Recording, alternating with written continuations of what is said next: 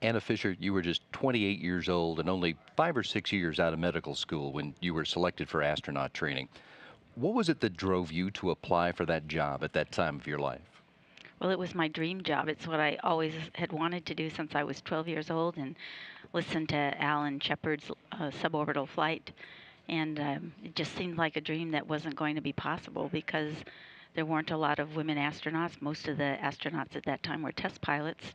And I just thought it was an unrealistic dream. And when I suddenly found out that NASA was selecting scientists to be mission specialists, it was like my dream job. I didn't hesitate. I applied immediately, and I actually found out about it fairly late. I found out about a month before the deadline, so I barely got my application in because there was a lot of paperwork to fill out. So I mailed my application, I guess, June 30th, and was interviewing the third week in August. So it all happened pretty quickly Wow. after that. And then your first flight came during this week of November in 1984. What's your favorite memory of your time in space? Oh, that's such a hard question to answer because there's just like so many favorite memories. Of course, that was a very difficult mission because it was something that the program hadn't. Uh, that we were doing something very different for that early in the space shuttle program. So one of the happiest memories was that last day after we had the two satellites sitting in the payload bay looking at them and thinking, gosh, did we really do all that? Because it was a lot of work. A fair amount of risk. I mean, risk of success, not so much of life. But it was a very exciting mission. So there's that. And then there's the launch, of course, is the most amazing part of a mission. And then the views out the window. I remember looking at the snow-capped Himalayas. We launched with a full moon, under a full moon. And and then just the camaraderie with my crew. I launched with it was like my family, almost my second family. So just that camaraderie at the end of the mission. So just lots of wonderful, warm memories, and with the team. Milt Heflin, who's still here as well, was Right. the lead flight director for our flight. So just that whole teamwork with the ground. Those are, there's just so many memories I could go on and on, but those are a few of the highlights. We put together a few scenes of that mission, and I'd like to ask you to tell us what it is that we're seeing here. And as you mentioned, starting with the launch, what is it like to ride that rocket to space? Well, some people won't remember that they used to have e-tickets in Disneyland, but it was definitely an e-ticket ride. We launched actually on Dale Gardner's birthday. We scrubbed our first day because of the high altitude winds, and I remember Dale Gardner telling the launch director that he promised not to blow out the candles.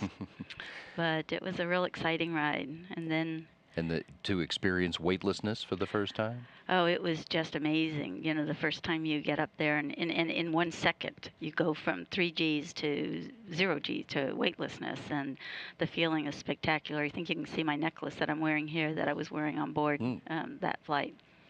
Then we launched two communication satellite. This was the Anik satellite that I was the lead for, which we launched for the Canadian government, and it's still up there functioning. And then the CINCOM, which was a communication satellite for the Navy, which Dale Gardner was the lead for, and I was the backup.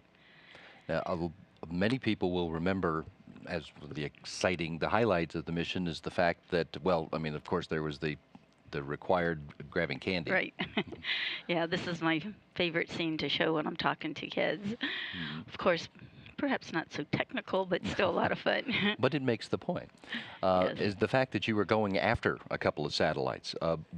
Tell us why, quickly, why did you have to go get these? Well, the two satellites were perfectly good satellites, but their Apache kick motors that were supposed to take them to geosynchronous orbit failed like 4 seconds into about a 4-minute burn. So the insurance companies were actually the big drivers to try to retrieve these satellites that were worth, millions and millions of dollars. So we devised a Stinger-like device that you see Dale Gardner here flying up to the satellite that sticks into the aft end of the satellite because it was surrounded by solar arrays. So there was really no other place where you could, other than at the either end, touch it Hmm. without damaging the solar arrays. So here you see Dale docking with the satellite, and then eventually I went over and grabbed it with the arm. This is kind of an abbreviated version. It Oh, yeah. doesn't show all the details. But then we brought the satellite down into the payload bay, and we had to attach another device because somehow we had to stick it, attach it to the payload bay so that it would be brought back and not harmed and would not harm the shuttle as well. So here you see them working to put the berthing mechanism to the bottom of the satellite. And then, like I said, there was that day where they were both in the bay, and we could hardly believe it. Hmm. And then here we're landing at the Kennedy Space Center, and it was just really a spectacular mission. Went almost flawlessly, and then to be back home and get to see your family again was a remarkable feeling. I do remember, though, that I felt like an 800-pound gorilla at this point. I had some switches that I had to throw in the overhead compartment, which in the simulator I could do in 30 seconds. It probably took me a couple of minutes because I actually felt like I had to lift my arm up to reach the switches. It But really is that dramatic, as we've oh, all heard. I definitely felt like an 800-pound gorilla. Now, you had been assigned to a second flight, but the loss of Challenger, which came after Right. your flight, of course, changed everybody's plans. What was your task? What jobs were you working on in those months after Challenger? Well, we would have been the flight right after Challengers. We were very close to being ready to go ourselves at that point. I was actually the lead for our flight data file, and we used the 2.5 years from the time Challenger flew to when we flew again. I mean, to when Challenger happened to when we flew again, to totally go through our entire flight data file. And we redid our procedures. We made sure everything was correct, and so that was the thing that I worked on in the in-between time till we flew again. And Rick Hauk, who was the commander of 51A, was also the commander of the return to flight STS-26.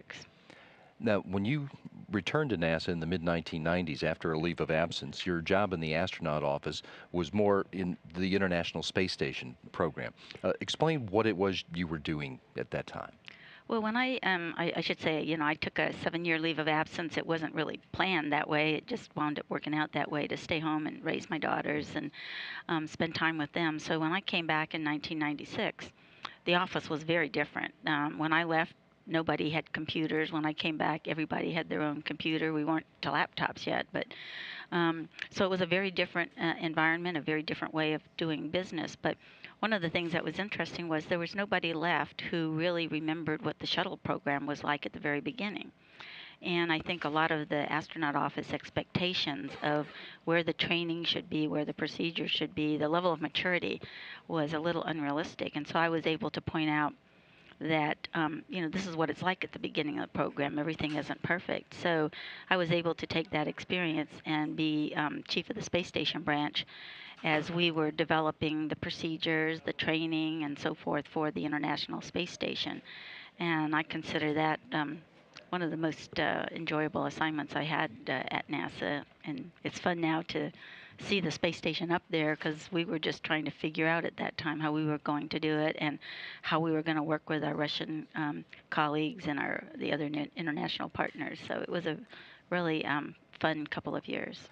And lately, you've been back working here in Mission Control as a Capcom, as a spacecraft communicator, which is something that you did in the shuttle program as well. Yes, but it was really different. I was a Capcom for STS 8 and 9, which were shuttle flights, and that it's very different because for a shuttle, being a Capcom for a shuttle mission, you had a defined team.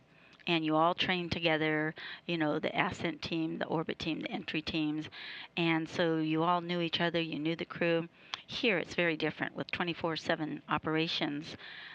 Every position is manned in a different manner. But it's really fun to come back after having been at the beginning of the program and thinking, how were we going to operate? Were we going to have electronic procedures? I mean, the shuttle, we had paper procedures. So it took a while to convince the first couple of crews that we were going to have to go to electronic. It just wasn't going to work since we could not keep books up to date that much. So different things like that. And then the control center is entirely electronic now. So that's a big change from the early shuttle program. So From shuttle to space station, you're also today working on the next vehicle, on the Orion spacecraft. Tell me about your job there and what you're involved with. Yes, I'm working on the displays for the Orion vehicle. We have a rapid prototyping lab where we're coming up with our ideas of an electronic procedure viewer that interacts with the Orion displays, and we've been doing evaluations to see how that works. And then we're also making that work and the type of displays, the look and feel of the displays available to some of the commercial crew folks if they choose to want to use it. I personally believe that as we go into this new era of commercial crew plus the Orion vehicle, it would be really nice to have all the vehicles have sort of a common look and feel rather than each vehicle being totally different than the other one. So we'll see if we're successful about that. But this is my third big program, so it's really, I find it fascinating to be at the beginning of a program, like beginning of shuttle, beginning of station, and now the beginning of Orion and commercial crew, just to think about how you're going to do it, and then to see how it actually winds up turning out is extremely rewarding. Think about all of them for a second. If you think to the NASA of today and the one that was here when you arrived in 1978, how do you feel about the progress that this agency has made in that time?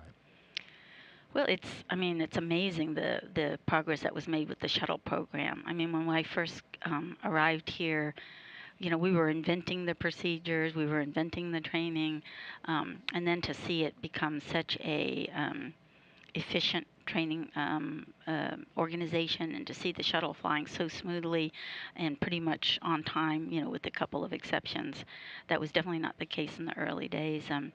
But the challenges that the agency faces, I think, are kind of the same. All I mean, the thing I remember most at the beginning of the shuttle program is we were constantly worried that it was going to be canceled because of lack of funding, and I see that same Sounds issue familiar. coming here right now, and I think that's just one of the when you're going to do space travel, it is expensive, and so it's always going to be competing with other um, things that they need to spend budget dollars on. So I think that's just always going to be the case. And I think that's one of the neat things about the international partnership, particularly if we go beyond low Earth orbit, trying to spread that cost. So in that sense, I really don't see a lot of change. Anna Fisher, thank you for a few minutes and for the memories. It's very interesting to hear about where we've come from. Well, I thank you appreciate so it. much. I really feel privileged. Astronaut Anna Fisher, a veteran of shuttle mission STS-51A, which landed 28 years ago this week.